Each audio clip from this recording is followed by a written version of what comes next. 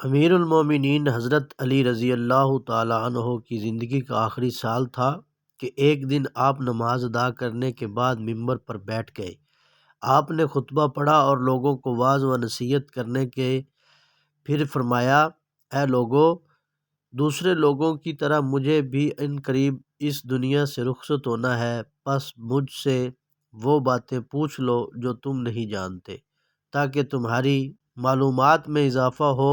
مجلس میں چند لمحے خاموشی رہی، پھر ایک کوفی نوجوان اپنی جگہ سے اٹھا اور کہنے لگا، اے علی، اب جب کہ آپ ہر چیز جانتے ہیں تو مجھے بتائیں کہ میری داڑھی میں کتنے بال ہیں۔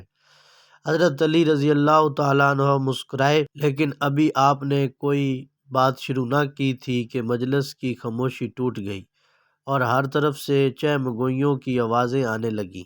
سب نے اپنی گردنیں بلند کیں اور سوال کرنے والے کو دیکھنے لگے اور انتظار کرنے لگے کہ آپ کیا جواب دیتے ہیں۔ حاضرین میں کچھ دشمن بھی موجود تھے، اس لیے کہنے لگے، آج علی کوئی جواب نہ دے سکیں گے۔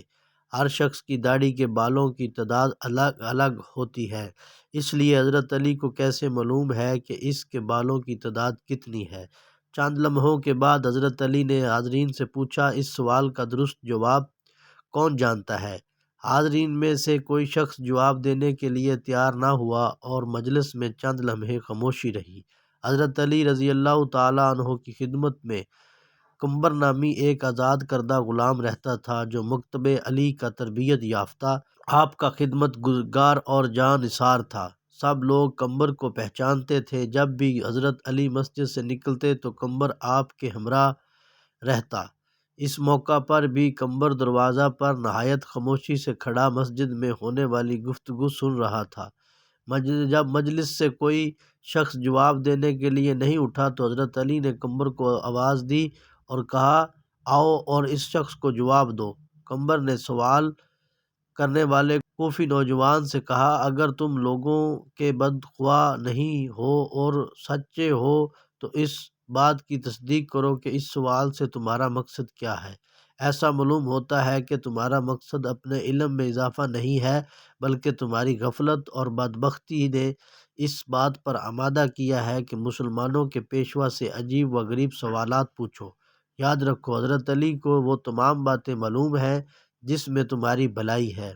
میں تمہیں جواب دے سکتا ہوں، لیکن اس سے قبل کہ تمہارے سوال کا جواب دوں، تمہیں معلوم ہونا چاہیے کہ تمہاری داڑھی کے ہر بال میں ایک شیطان چھپا بیٹھا ہے جو تمہارے دل میں وسوسے ڈالتا ہے اور تمہیں راہ راست سے دور کر رہا ہے۔